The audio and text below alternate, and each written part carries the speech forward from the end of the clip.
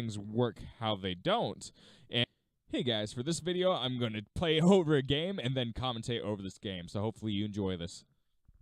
What up, YouTube? It's Kurt here, and today I'm going to talk about what I've learned from going out to regionals and transitioning from playing on the internet to playing in regionals. All right, so if you never played in regionals before, these are things that I think will be really helpful to you if you want to get into competitive play.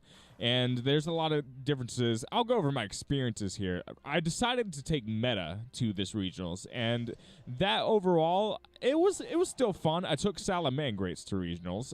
Not very unique, I know, but I wanted to give it a try, and I'm a big fan of budget decks. So it was definitely big on the budget list, and I didn't play Phantasme, which actually ended up hurting me, but there are a couple things I learned from it. So the first 3 rounds, I pretty much played my best Yu-Gi-Oh! In the first 3 rounds, and I ended up going 1 and 2 in the first 2 rounds. I lost my opener, and the other guy, it was a mirror match. The first 2 out of the first 3 were mirror matches, and one of them was main decking DD Crow and just messed up my plays. And I wasn't expecting that. I actually took out Fusion of Fire in my deck just because I was going to bet on not playing the mirror match as much as I did.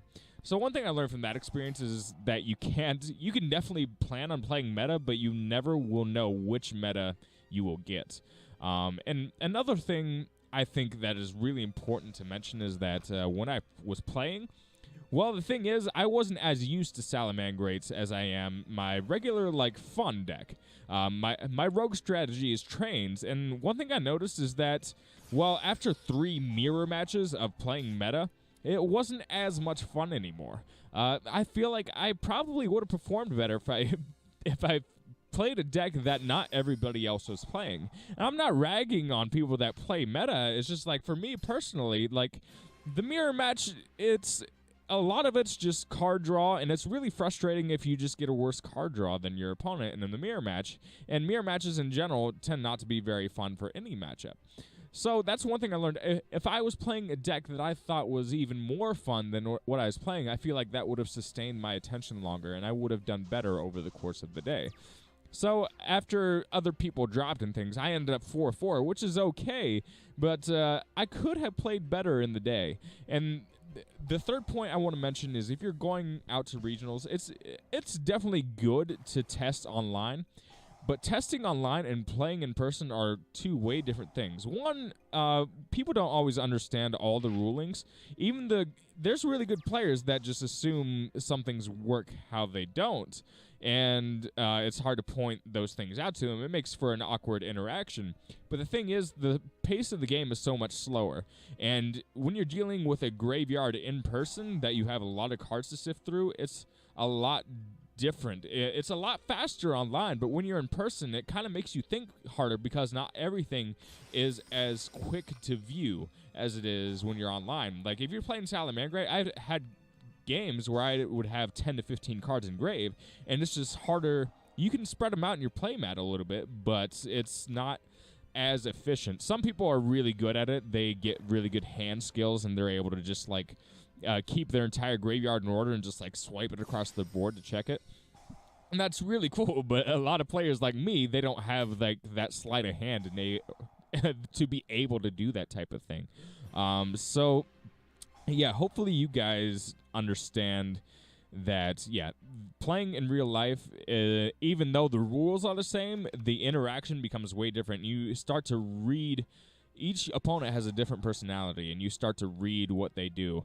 And it's important to know generally what a lot of the meta decks actually do, because some people will try, even if they don't know it, they will kind of rule shark, I guess. They'll either rule shark or heavily misplay their own deck because they think they can do something and maybe they can't. But overall, I did have a lot of fun, but my head really just started to hurt after 8 hours of Yu-Gi-Oh! Against a lot better players than I'm used to playing at my locals.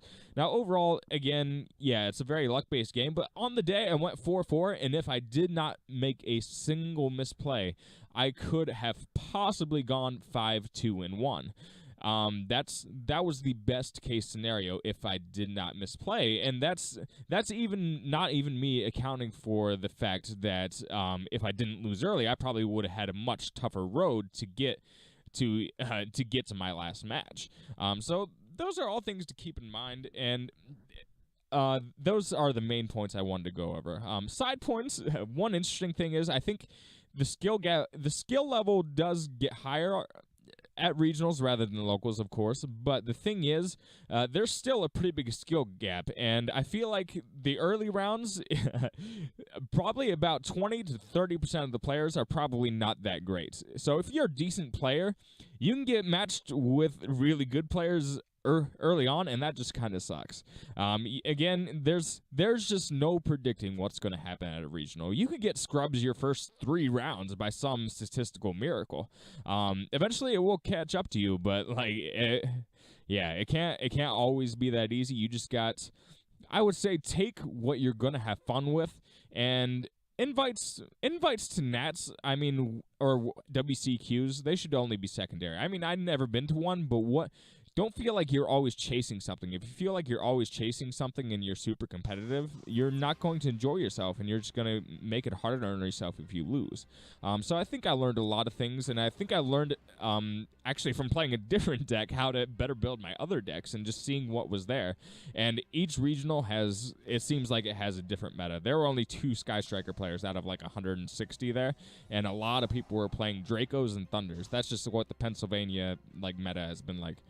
So hopefully you guys enjoyed this video, and hopefully it helps. Let me know how your regional experiences, what they taught you, and I'll catch you guys later. Peace.